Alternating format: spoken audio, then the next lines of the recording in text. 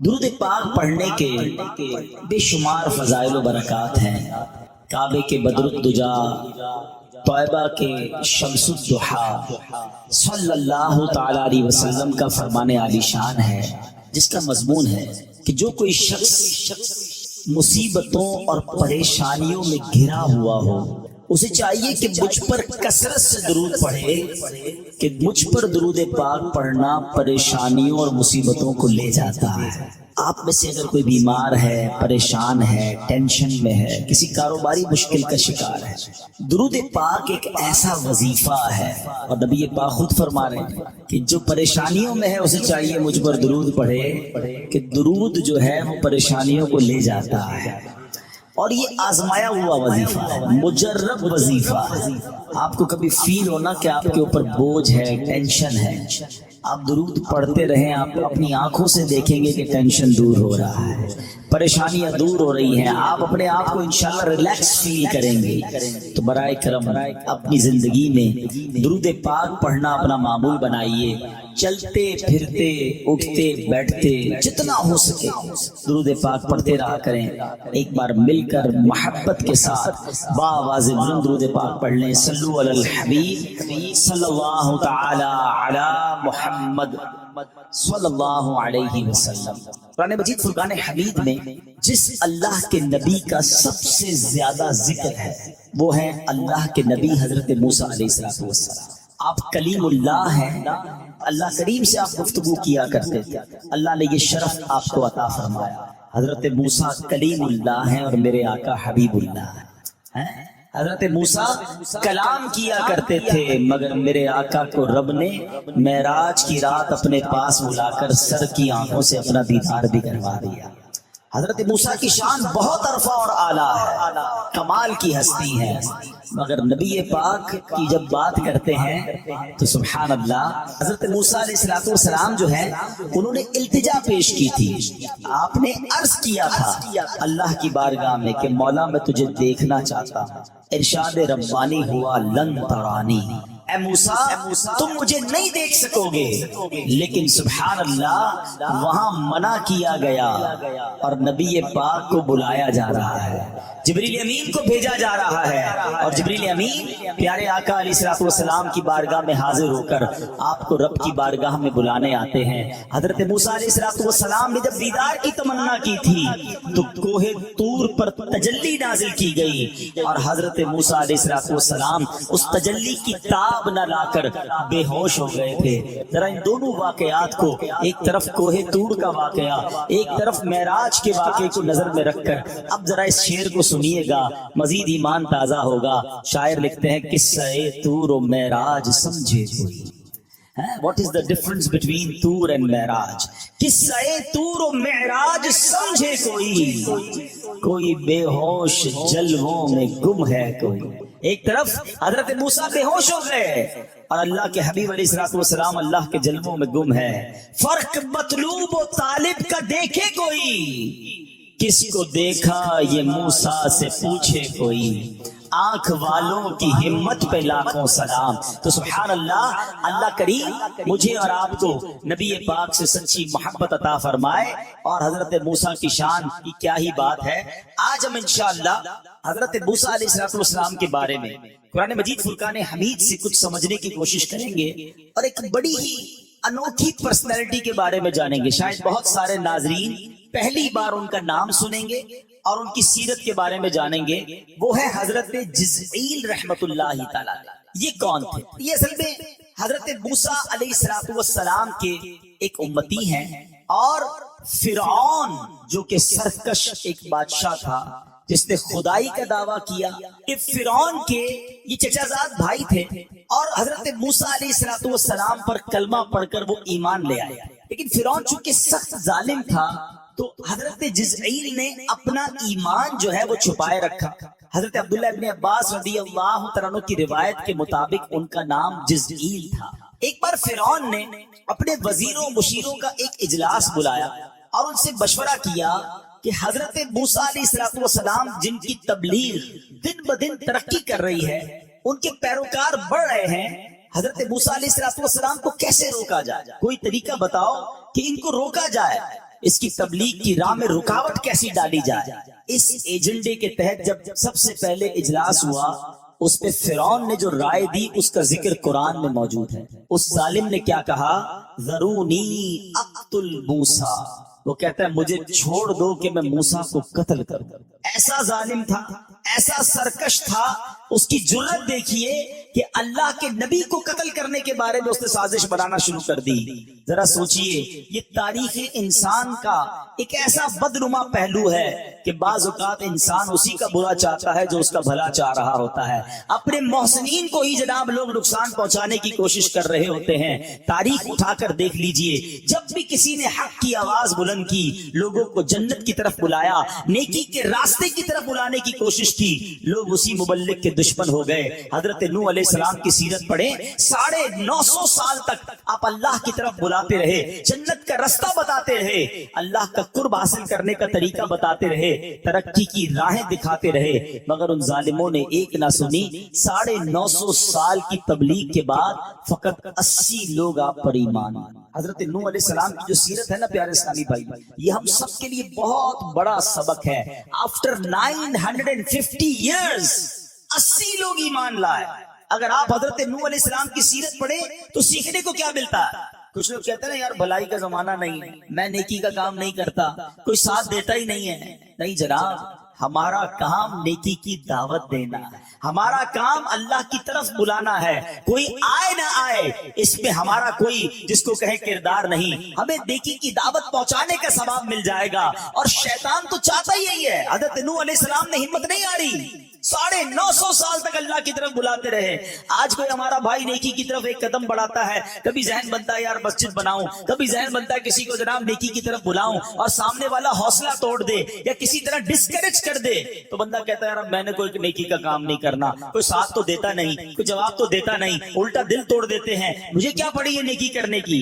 ارے جناب یہی تو شیطان چاہتا تھا کہ آپ چھوٹی سی دل آزاری ہو اور نیکی کا کام چھوڑ دیں. نہیں جناب، امام حسین کے واقعات سنے ہیں، کربلا والوں کی باتیں سنی ہیں. کیا کربلا والوں نے 22,000 کے لشکر کے سامنے نیکی کی دعوت چھوڑ دی؟ کیا انہوں نے اسلام کے کام کو چھوڑ دیا؟ کیا انہوں نے دین پر کمپرومائز کر لیا؟ سر کٹانا گوارا کیا، مگر نبی پاک کے دین کے پرچم کو بلند کر گئے. ہمارے اسلاف کی سیرت بھری پڑی ہے کہ ان کو ڈسکریج کیا گیا. خود پیارے آقا علیہ الصلوۃ والسلام کی جو مکی زندگی ہے، یعنی نبی پاک نے اعلان نبوت کیا تو اب اسلام کی بات کرتے ہی اپنے پرائے ہو گئے، رشتہ دار دشمن ہو گئے، راستوں میں پھول بچھانے والے، صادق اور امین کہنے والے اب نبی پاک کے جانی دشمن ہو چکے تھے. مگر میرے آقا نے ہمت نہ ہاری. لیکن آج پوری دنیا میں اسلام موجود ہے، یہ میرے آقا کی قربانیوں کا صدقہ، یہ صحابہ کرام کی ان قربانیوں کا صدقہ ہے. مگر آج نبی پاک کا کلمہ پڑھنے والے، غلامان مصطفیٰ کہلانے والے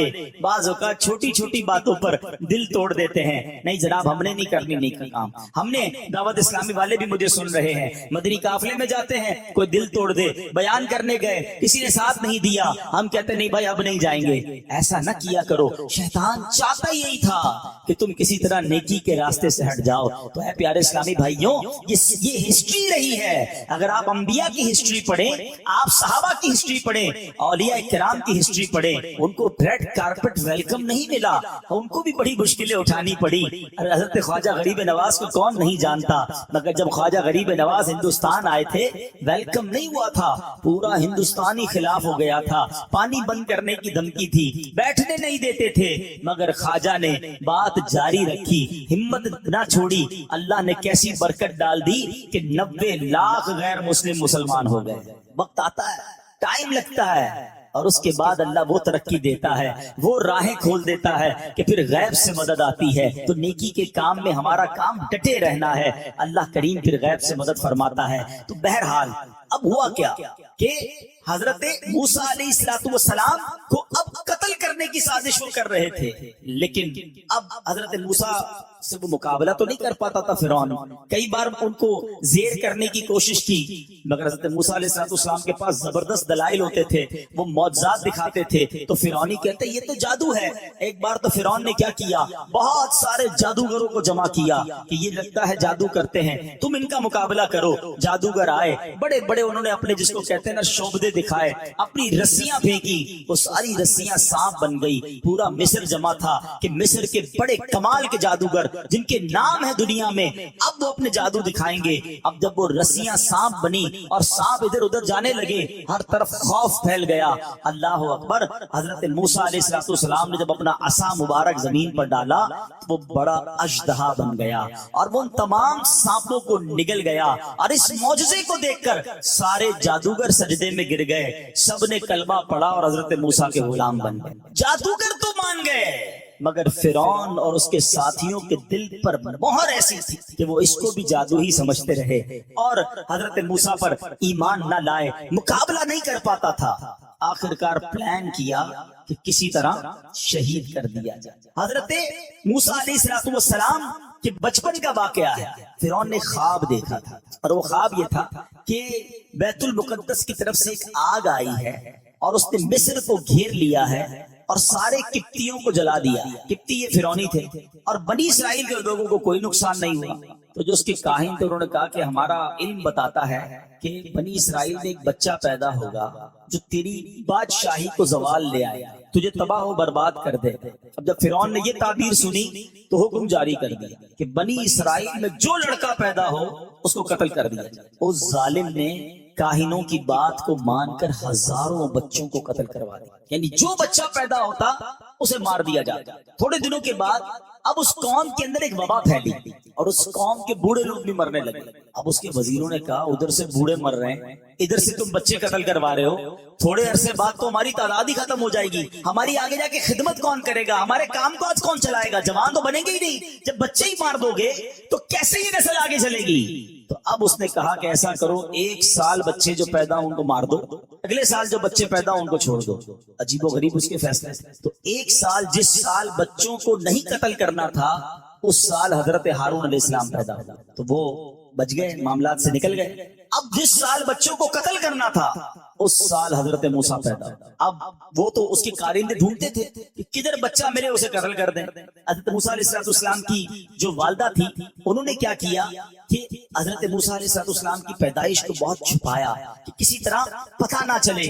اور اب سبحان اللہ, اللہ کریم نے ان کے دل میں یہ الہام ڈالا حضرت موسیٰ کی والدہ کے دل میں کہ تم حضرت موسیٰ کو دودھ پلاؤ. جب تمہیں یہ خوف ہونا, کیونکہ بچہ روتا بھی ہے, کہ ہمسایوں کو پتہ چل جائے گا, تو پھر کیا کرنا کہ فرعون کو معلوم ہوتے سے پہلے بے خوف و خطر اس بچے کو مصر کے دریائے نیل میں ڈال دیں اور ڈوب جانے کا اندیشہ نہ کرنا, اس کی جدائی کا غم بھی نہ کرنا, ہم اسے تیری طرف لوٹا دیں گے اور اسے رسول بنائیں گے. اچھا یہ پوری بات اللہ کریم نے قرآن میں بیان فرمائی. حضرت موسیٰ کی والدہ کا نام کیا تھا؟ یوحانز, اور آپ لاوی بن یعقوب کی نسل سے ہیں. پہلے آپ کے دل میں یہ بات ڈالی کہ بچے سے گھبرانا نہیں, اس بچے کو پانی میں ڈال دینا, یہ ڈوبے گا نہیں اور فرعون بھی نقصان نہیں پہنچائے گا, یہ بچہ واپس بھی تمہارے پاس آئے گا اور اس کو رسول بھی بنایا جائے گا. اب ایک ماں ہے, اس کو پتا ہے پورے شہر کے بچے قتل کیے جا رہے ہیں, میرا بچہ کیسے بچ سکتا ہے. لیکن اللہ کریم نے دل میں یہ بات ڈال دی اور اس بات کو قرآن سورہ قصص میں کتنے پیارے انداز میں بیان فرماتا ہے. میں یہ واقعہ بیان کرتے کرتے تھوڑا سا توجہ یہ بھی دلانا چاہوں گا کہ دیکھو یہ سب رب کے کلام میں موجود ہے, یہ ہمیں پہلے کیوں نہیں پتا, یہ اپنے پہلے کیوں نہیں پڑھا اور اپنے بچوں کو, اپنی فیملی کو یہ واقعات ہم کیوں نہیں سناتے. سنو اللہ قرآن میں کیا فرماتا ہے. بسم اللہ الرحمن الرحیم. وَأَوْحَيْنَا إِلَىٰ أُمِّ مُوسَىٰ أَنْ أَرْضِعِيهِ فَإِذَا خِفْتِ عَلَيْهِ فَأَلْقِيهِ فِي الْيَمِّ وَلَا تَخَافِي وَلَا تَحْزَنِي إِنَّا رَادُّوهُ إِلَيْكِ وَجَاعِلُوهُ مِنَ الْمُرْسَلِينَ. اللہ قرآن میں فرماتا ہے ہم نے موسیٰ کی ماں کو الہام فرمایا کہ اسے دودھ پلا, پھر جب تجھے اس پر خوف ہو تو اسے دریا میں ڈال دے اور خوف نہ کر اور غم نہ کر. وَلَا تَخَافِي وَلَا تَحْزَنِي, خوف نہ کر, غم نہ کر, بے شک ہم اسے تیری طرف پھیر لائیں گے اور اسے رسولوں میں سے بنائیں گے۔ اچھا، اللہ کا وعدہ تھا، اللہ کی نیک بندی تھی۔ آپ نے کیا کیا کہ آپ نے پہلے تو کچھ دنوں تک دودھ پلایا، آپ کی بہن کے سوا کسی کو بتایا نہیں، لیکن جب کچھ دن کے بعد والدہ کو فرعون کی طرف سے اندیشہ ہوا تو ایک صندوق بنایا، نیچے روئی بچھائی، چھوٹا سا بچہ ہے، اس بچے کو اس صندوق میں ڈالا گیا، حضرت موسیٰ کو صندوق میں بند کیا اور اس کے درزیں روغن تیر سے، روغن کے ذریعے اس کی درازیں بھی بند کر دی، اسے دریائے نیل میں بہا دیا۔ تصور کریں ماں کی کیفیت کیا ہوگی کہ چھوٹے بچے کو اب دریائے نیل کے حوالے کیا جا رہا ہے۔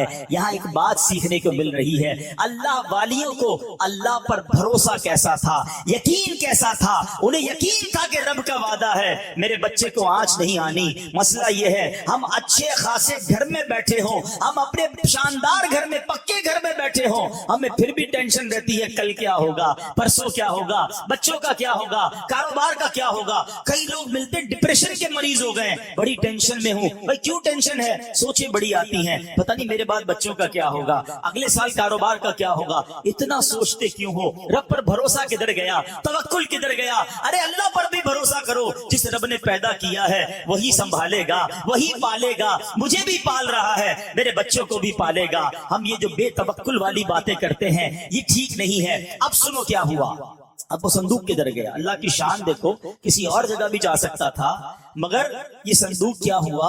حضرت موسیٰ علیہ السلام کی والدہ نے ان کی یعنی حضرت موسیٰ کی بہن مریم سے کہا کہ ذرا تم صندوق کے ساتھ ساتھ دریا کے کنارے کنارے چلتی رہو، دیکھو صندوق جاتا کدھر ہے، بھائی پر نظر رکھو۔ وہ بہن چلتی رہی، دیکھتی رہی۔ اب ہوا کیا کہ یہ دریا سے نکل کر ایک بڑی نہر میں چلا گیا صندوق۔ اب وہ تیرتے تیرتے تیرتے وہ نہر کہاں جاتی ہے؟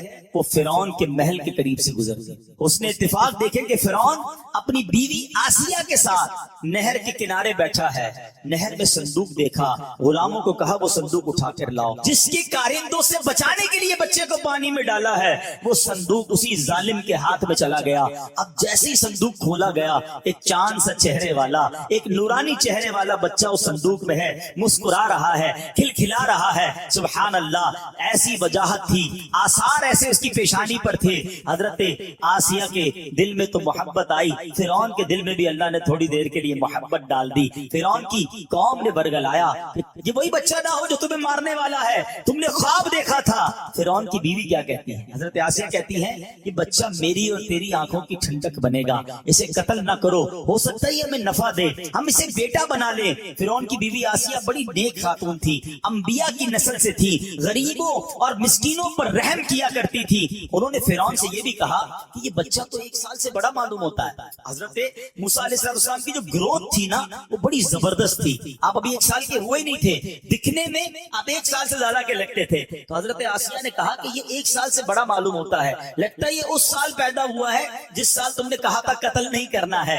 اچھا یہ پتہ نہیں پانی میں آ رہا ہے، ہمارے یہاں کا ہو ہی نہ، کسی اور ملک سے آ رہا ہو، ہمیں تو اپنے ملک میں پیدا ہونے والے بچوں سے فکر ہونی چاہیے، یہ کسی اور سرزمین سے آیا ہوگا، لہذا تم اسے قتل نہ کر۔ اللہ کی شان دیکھیں، وہ فرعون جو ہزاروں بچے قتل کروا چکا تھا، حضرت موسیٰ کی تلاش میں حضرت موسیٰ اس کے گھر پہنچ گئے، اس کو قتل نہیں کروایا۔ یہ جو میں جتنی باتیں کر رہا ہوں یہ سب قرآن میں موجود ہیں۔ اب حضرت موسیٰ علیہ السلام کی والدہ نے سنا کہ ان کو پتہ چل گیا، بیٹی نے آ کے بتایا کہ ماں جی جس شیطان سے، جس ظالم سے بچے کو بچانا تھا وہ صندوق تو گھومتے گھومتے فرعون کے پاس ہی پہنچ گیا۔ اللہ اکبر، ماں کا دل، ماں کی کیا کیفیت ہوئی ہوگی کہ میں نے، اللہ نے تو وعدہ فرمایا تھا کہ میرے بچہ نہ ڈوبے گا، اس کی حفاظت ہوگی، یہ میرے پاس واپس بھی آئے گا، یہ بچہ تو چلا ہی ادھر گیا جدھر مجھے بچانا تھا، جس سے ماں بے قرار۔ اللہ اکبر، وہ کہتی ہے کہ میں جا کر کہہ دیتی ہوں فرعون کے دربار میں یہ میرا ہی بیٹا ہے، کیوں میرے بیٹے کو تم نے لیا؟ اب پھر اللہ نے دل میں الہام پیدا، پھر انہیں الہام کیا گیا کہ وعدے پر یقین رکھو، بچہ تمہیں لوٹایا جائے گا۔ اٹس امیزنگ، یقین کریں آپ جب یہ واقعہ پڑھتے ہیں نا، اللہ کی قدرت کا وہ شاہکار واقعہ ہے، ایمان تازہ ہوتا ہے، رونگٹے کھڑے ہو جاتے ہیں۔ جب قرآن کی آیتوں کو پڑھے اللہ پھر فرما رہا ہے وعدے پر یقین رکھنا, تمہیں بچہ واپس لوٹایا جائے گا, ہم تمہیں واپس لوٹائیں گے. اللہ قرآن میں کیا فرماتا ہے, وَأَصْبَحَ فُؤَادُ أُمِّ مُوسَى فَارِغًا إِن كَادَتْ لَتُبْدِي بِهِ لَوْلَا أَرَّبَطْنَا عَلَى قَلْبِهَا لِتَكُونَ مِنَ الْمُؤْمِنِينَ. اللہ قرآن میں فرماتا ہے, اور صبح کے وقت موسیٰ کی ماں کا دل بے قرار ہو گیا, بے شک قریب تھا کہ وہ اسے ظاہر کر دیتی. ماں دوڑتی بھی جاتی اور محل میں اعلان کرتی, میرا بچہ ہے, کیوں اسے لے لیا ہے. مگر اللہ فرماتا ہے, اگر ہم اس کے دل کو مضبوط نہ کرتے کہ وہ ہمارے وعدے پر یقین رکھنے والوں میں سے رہے. اب کیا ہوا, اب اللہ تعالیٰ نے اپنی قدرت سے حضرت موسیٰ علیہ السلام کو یہ روک دیا کہ وہ کسی عورت کو دودھ نہ پی. حضرت آسیہ نے, فرعون کی بیوی نے اپنے گھر میں تو رکھ لیا, مگر دودھ پلانے والی تو چاہیے نا. اب مصر سے دائیاں بلائی گئی, ایک ایک کر کے بہت ساری دائیاں آئیں, حضرت موسیٰ کسی کا دودھ نہ پیا. اب فرعون بھی پریشان, حضرت آسیہ بھی پریشان, دودھ تو پلانا ہے بچے کو. اب اتنے میں کیا ہوا کہ دائیوں کے ساتھ آپ کی جو بہن تھی نا, وہ بھی دیکھنے چلی گئی کہ ہوتا کیا ہے. صورتحال دیکھ کر انہوں نے کہا کہ میں تمہیں ایک ایسے گھر کے متعلق بتاؤں, ایک عورت ہے, اس کو بلا لو, وہ یہاں آئے گی نا تو انشاءاللہ یہ بچہ اس کا دودھ پی لے. ماں تھی وہ. اب انہوں نے بتایا نہیں کہ وہ میری ماں ہے اور حضرت موسیٰ کی بھی ماں ہے. تو پھر انہوں نے کہا ٹھیک ہے لاؤ, کون ہے وہ عورت. جیسے ہی آپ کی والدہ آئیں, اللہ اکبر, حضرت موسیٰ جو ہیں وہ فرعون کی گود میں ہیں اور رو رہے ہیں. فرعون بڑی کوشش کر رہا ہے کسی طرح خاموش ہو جائیں, لیکن جب والدہ تشریف لائیں, ماں کی خوشبو سونگی حضرت موسیٰ کو قرار آ رہا ہے. ابھی تو کمرے میں داخل ہوئی ہیں اور حضرت موسیٰ گود میں جو ہیں وہ خاموش ہو گئے ہیں, ریلیکس ہو گئے ہیں. اب جیسی ماں نے گود میں لیا, اللہ اکبر, حضرت موسیٰ نے دودھ پینا شروع کر دیا. اب ایک بڑا ٹرننگ پوائنٹ. فرعون کہتا ہے بتاؤ تم ہو کون, تمہارا اس بچے سے تعلق کیا ہے. تھا تو بڑا ذہین, خدائی کا دعویٰ کیا تھا, ظالم بھی بڑا تھا. کہتا تمہارا اس بچے سے کیا تعلق ہے, سارے شہر کی عورتوں کا دودھ نہیں پیا اور تمہارا دودھ کیسے پی لیا اس نے. بڑا خطرناک ٹرننگ پوائنٹ تھا. اب آپ کی والدہ کی ذہانت دیکھیں, کیسا شاندار. تفسیر قرآن میں واقعہ لکھا ہے, جواب کیا دیا آپ کی والدہ نے. آپ کی والدہ کہتی ہے میں ایک عورت ہوں, پاک صاف ہے, میرا دودھ خوشگوار ہے, جسم طیب ہے, اس لیے جن بچوں کے مزاج میں نفاست ہوتی ہے وہ کسی عورت کا دودھ نہیں پیتے, میرا دودھ پی لیتے ہیں. ایسا نفیس بچہ ہے, یہ نہیں کہا میں اس کی ماں ہوں اور یہ بھی نہیں کہا ماں نہیں ہوں. کیا خوبصورت جواب دیا, جن بچوں میں نفاست ہے وہ میرا دودھ پی لیتے ہیں. اللہ اکبر. فرعون نے کہا ایسا کرو پھر یہ بچہ تم ہی لے جاؤ, اپنے گھر پہ پالو, گھر جا کر دودھ پلانا. اللہ اکبر. ماں اپنے لختے جگر کو گھر لے آئی. اللہ کا وعدہ پورا ہو گیا. رب نے وعدہ فرمایا تھا, گھبرانا نہیں, ڈرنا نہیں, بچہ واپس لوٹائیں گے. یہ ہے میرے رب کی شان. جب رب حفاظت فرماتا ہے تو شیطان کے چنگل سے, فرعون کے چنگل سے, ظالم کے چنگل سے بھی نکال لاتا ہے. اصل چیز بھروسہ ہونا چاہیے. حضرت موسیٰ علیہ السلام کی ماں کو رب پر بھروسہ تھا. بچہ پانی کے حوالے کیا, اللہ نے فرعون کے گود سے اٹھا کر اللہ نے حضرت موسیٰ کی والدہ میں گود میں عطا فرما دیا. کیا واقعہ ہے, سیکھنے کو یہی ملتا. بندہ کہتا نا یار اب پھنس گیا ہوں, اب نکل نہیں سکوں گا, اب مسئلہ حل نہیں ہوگا, اب ٹینشن دور نہیں ہو سکتی, ایسا بڑا پرابلم آ گیا ہے کوئی حل نہیں کر سکتا.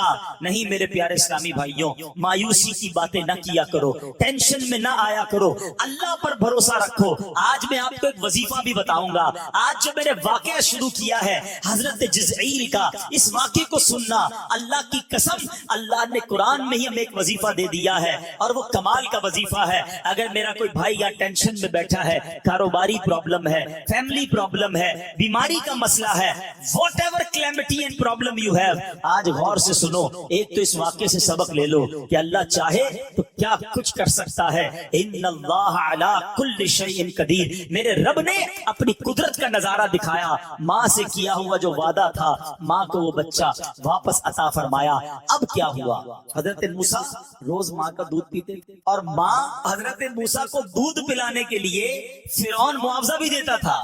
کمال دیکھو, ماں تو ویسے بچے کو خوشی خوشی دودھ پلا رہی ہے. فرعون روزانہ سونے کی ایک اشرفی بھجواتا تھا, روز دودھ پلانے کی ایک اشرفی انعام میں ملتی تھی. اب دودھ چھوٹنے کا وقت آ گیا. اب فرعون کے پاس حضرت موسیٰ کو واپس کرنا. ماں آئی اور حضرت موسیٰ کو واپس دے دیا. اب ماں کی جس کو کہنا یقین اسٹرانگ ہو گیا تھا کہ اب تو یہ رسول بھی بنیں گے, کیونکہ جو پہلا وعدہ تھا نا قرآن میں جو وعدہ آپ نے سنا کہ اس پہ گھبرانا نہیں، ڈوبے گا بھی نہیں، بچہ واپس بھی لوٹائیں گے اور رسول بھی بنایا جائے گا. تو یقین تھا کہ میرا بیٹا تو بڑی شان والا ہے. اب دودھ بھی پلا لیا، اطمینان بھی ہو گیا، عمر بھی زیادہ ہو گئی. حضرت موسیٰ کو حوالے کر دیا فرعون کے گھر میں. اب وہاں پرورش ہو رہی ہے. اب کیا ہوا، ایک بار فرعون نے حضرت موسیٰ کو گود میں لیا. اب تھوڑی سی عمر مبارک بڑی ہو گئی تو حضرت موسیٰ نے فرعون کی داڑھی پکڑی اور اسے تماشا مارا بڑے دربار میں. خدائی کا دعویٰ کرتا تھا. فرعون کو بڑا غصہ آیا، کہتا یہی بچہ لگتا ہے مجھے، اس کو پھر قتل کرنا ہے. پھر اس کا ارادہ قتل کرنے کا ہو گیا. حضرت آسیہ پھر آئی اور کہا کہ کیوں، تمہیں کیا ہو گیا ہے؟ بچہ ہے، بچے کو کیا پتا ہوتا ہے؟ اچھا تم ایسا کرو، تمہیں لگتا ہے کہ یہ کوئی ایکسٹرا آرڈنری بچہ ہے، ایک ایکسپیرینس کرتے ہیں. کیا ایکسپیرینس کرتے ہیں؟ اب ایکسپیرینس یہ ہوا کہ ایک تھال لایا گیا، اس میں ایک آگ کا انگارہ رکھا گیا اور ایک طرف یاقوت موتی رکھا. اور اب دیکھا، یہ بتانا تھا کہ دیکھو یہ کیا اٹھاتا ہے. اگر یہ نارمل بچہ ہے تو انگارے کو اٹھا لے گا، اور اگر واقعی بڑا ہوشیار اور ایکسٹرا آرڈنری کوئی چیز ہے تو یہ موتی کی طرف ہاتھ اٹھائے گا.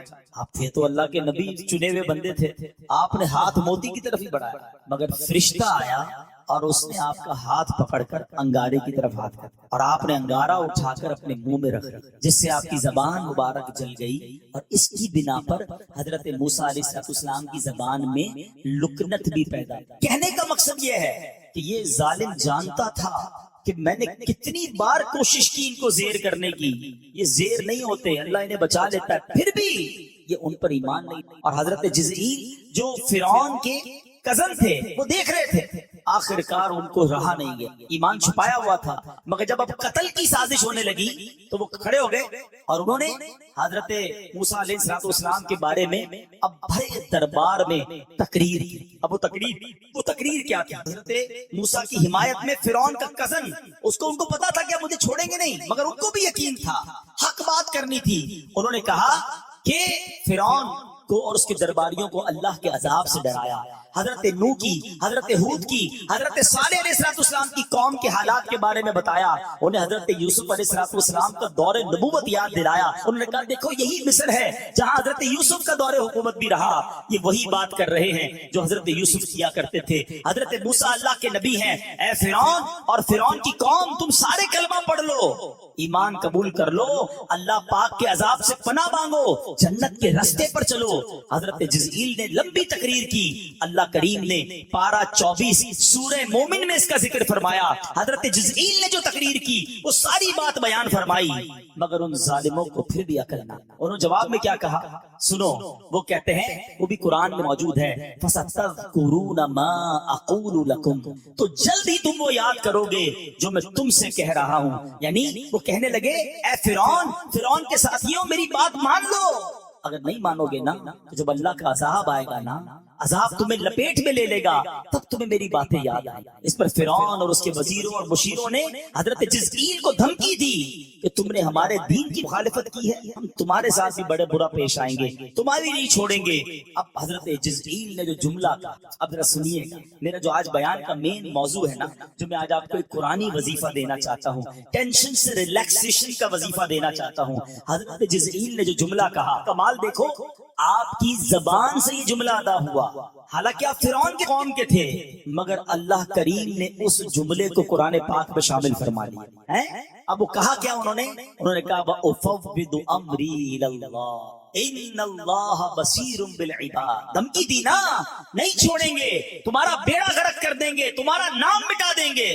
جواب میں اس اللہ کے بندے نے جواب کیا دیا، کہتے میں اپنے کام اللہ کو سونپتا ہوں. وَأُفَوِّضُ أَمْرِي إِلَى اللَّهِ، اپنے کام اللہ کو سونپتا ہوں، بے شک اللہ بندوں کو دیکھتا ہے.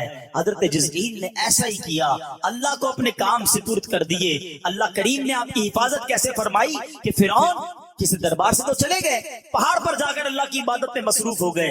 فرعون کے سپاہیوں نے، فرعون نے کہا جاؤ پکڑو جا کر ان کو چھوڑنا نہیں ہے. سپاہی گئے تو دیکھا شیر اور چیتے ان کے ارد گرد پہرا دیے ہوئے. اللہ نے ان خونخوار جانوروں کو بھیج دیا جو لوگوں کو چیڑ پھاڑ کر رکھ دیتے ہیں. مگر جب یہ منظر دیکھا فرعونیوں نے، ان کے رونگٹے کھڑے ہو گئے اور وہ واپس آ گئے. تو پتا چلا مدعی لاکھ برا چاہے تو کیا ہو، وہی ہوتا ہے جو منظور خدا ہوتا ہے.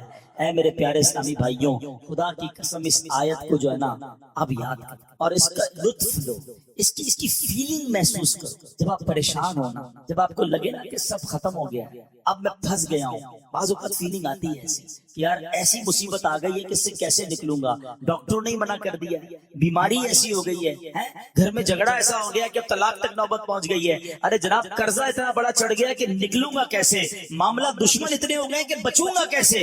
کچھ بھی ہے پہلے اللہ کو سونپ کر تو دیکھو نا، وَأُفَوِّضُ أَمْرِي إِلَى اللَّهِ، کبھی آنکھیں بند کر کے یہ آیت پڑھا کر اور سوچو اب کیا کیا اس کا ترجمہ کیا ہے، میں اپنے کام اپنی ساری چیزیں پہ رب کو سونپوں۔ رب کیا فرماتا ہے، ان اللہ بصیر بالعباد، بے شک اللہ بندوں کو دیکھتا ہے، وہ دیکھ رہا ہے میرے ساتھ جو ہو رہا ہے نا، وہ دیکھ رہا ہے، وہ کریم ہے، وہ میری ماں سے زیادہ مجھے چاہنے والا ہے۔ ہمارا پرابلم ہی ہمیں سب پر بھروسہ ہے، رب بھروسہ نہ، ہم سمجھتے فلاں منسٹر سے تعلق ہوگا نا تو کام ہو جائے گا، فلاں کے پاس جاؤں گا تو مسئلہ حل ہو جائے گا، کوئی سیٹ ہوگی نا میرے پاس تو میرے مسئلے حل ہو جائیں گے، کسی علاقے کا چودھری بن جاؤں گا، کسی انجمن کا صدر بن جاؤں گا، یا اتنا بینک بیلنس ہوگا نا تو پھر بچے بھی سخی رہیں گے، اتنے پیسے بنا لوں اس کے بعد سب سیٹ ہو جائے گا۔ ہم دنیا کے پیچھے بھاگ رہے ہیں، ہمیں لگتا ہے جب تک یہ معاملات ہوں گے، جب سارے کام حل ہو جائیں گے، یہ ہماری بھول ہے۔ یاد رکھو اگر پیسے سے خوشی خریدی جاتی ہوتی نا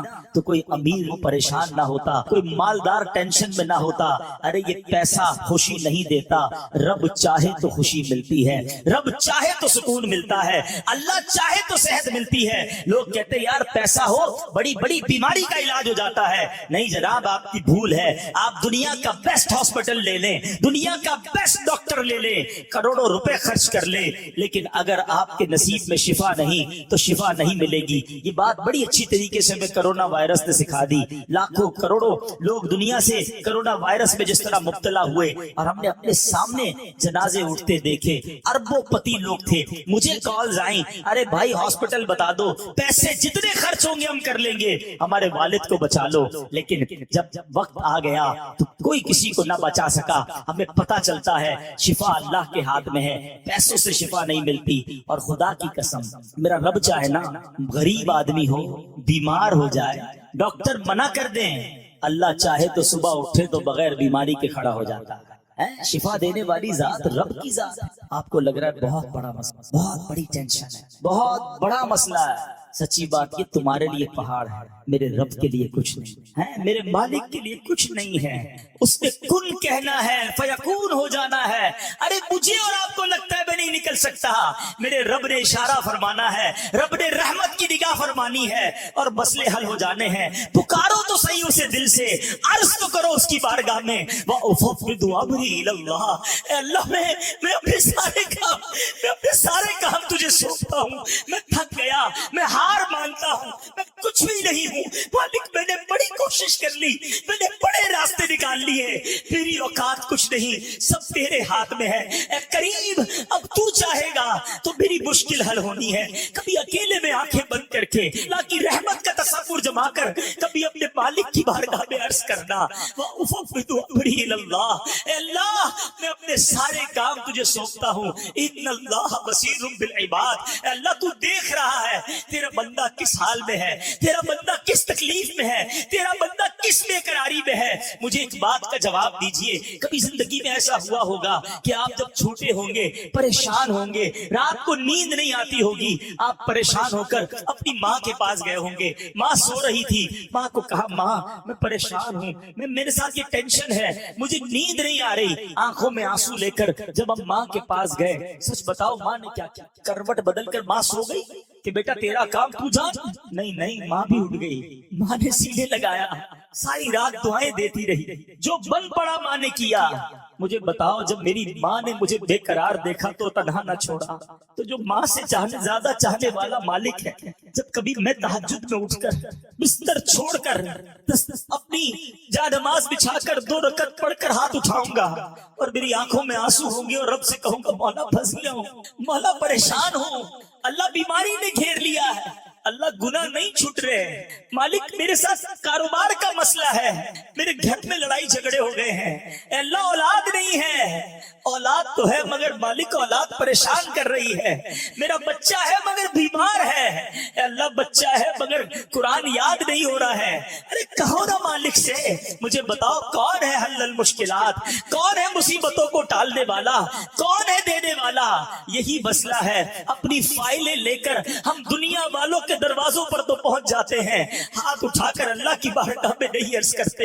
ارے دنیا والے تو بڑے عجیب لوگ ہیں، ملنا ہو تو ٹائم نہیں ملتا، بڑے آدمی سے ملنا ہو اپوائنٹمنٹ لینا پڑتا ہے، صاحب بیزی ہیں کل آنا، کل نہیں پرسوں آنا، غریب آدمی کو دھکے کھلائے جاتے ہیں، اور اگر موقع مل بھی جائے 1-2 منٹ کا ٹائم ملتا ہے، بے رخی سے بات سنی جاتی ہے، ایک بار کے بعد دوبارہ ٹائم نہیں ملتا۔ یہ دنیا کے وزیروں، یہ دنیا کے افسروں کا حال ہے۔ ارے آؤ میں بتاتا ہوں، جس نے کائنات بنائی ہے، جس نے ہم سب کو بنایا ہے، جو خالق کے کائنات ہے، جو بادشاہوں کو بادشاہی دینے والا ہے، جب اس سے بات کرنی ہے کوئی اپوائنٹمنٹ کی ضرورت نہیں ہے، کوئی سیکرٹری کی ضرورت نہیں ہے۔ ارے جب اللہ سے بات کرنی ہے سر جھکاؤ اور ہاتھ اٹھا لو اور بات کرنا شروع کر دو، جو دل میں ہے کہنا شروع کر دو، وداؤٹ اینی سیکرٹری، بغیر کسی اپوائنٹمنٹ کے۔ اپنے رب سے باتیں کیوں نہیں کرتے؟ دعا کو سمجھو تو صحیح، یہ کیا ہے؟ شیر خدا مولا علی کرم اللہ تعالی وجہ الکریم کیا خوب فرماتے ہیں، فرماتے ہیں جب میرا جی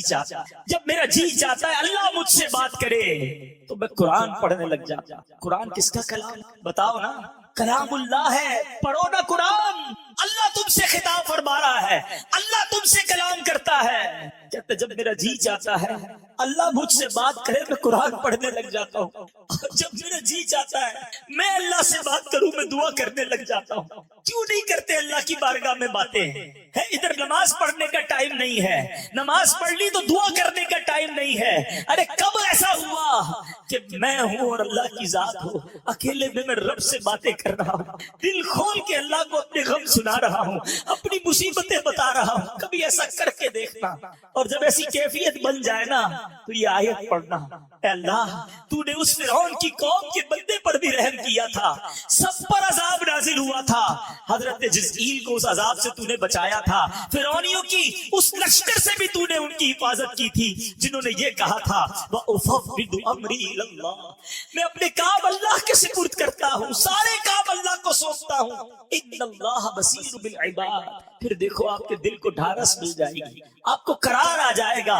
وہ بندہ نہیں کہتا میں وزیر اعظم کو فائل دے آیا ہوں، ہاں بڑے منسٹر صاحب کو فائل ریسیو کروا کے آ گیا ہوں۔ ارے جب تم یہ پڑھو گے نا دل کو یہ امید بن جائے گی اللہ کی بارگاہ میں فائل جمع کرا دی ہے، اپنے کام سونپ دیے میں نے، قبولہ کی بھی کے دربار میں عرضی پیش کر دی ہے، اور وہی سنوارنے والا ہے، وہی معاملات سدھارنے والا۔ اب آخری بات، کبھی کبھی ایسا ہوتا ہے کہ بندہ دعائیں کرتا مسئلہ ہے، وہ چیز ملتی نہیں، اب جب یہ نہیں ملتی نا تو اب انسان کی کیفیت بدلتی، شیطان ہے نا، تیری دعا تو سنی نہیں جاتی، اتنی دعائیں کی، مزار پہ جا کے بھی دعا کی، مکے جا کے بھی دعا کی، مدینے جا کے بھی دعا کی، فلاں بزرگ سے بھی دعا کرائی، مسئلہ تو حل نہیں ہوا، نہ بیٹا ملا، نہ اولاد ملی، نہ کاروبار ٹھیک ہوا، نہ وہ پریشانی دور ہوئی۔ وہ مولانا صاحب تو کہہ رہے تھے دعا کرو مسئلہ حل ہو جائے گا۔ اب یہاں شیطان بندے کو اللہ سے دور کرتا ہے۔ اب یہ تھوڑا سا نقطہ سمجھ جاؤ گے نا اللہ سے پیار اور بڑھ جائے گا۔ آج میں چاہتا ہوں میرے سارے بھائی اپنے رب پر بھروسہ لے کے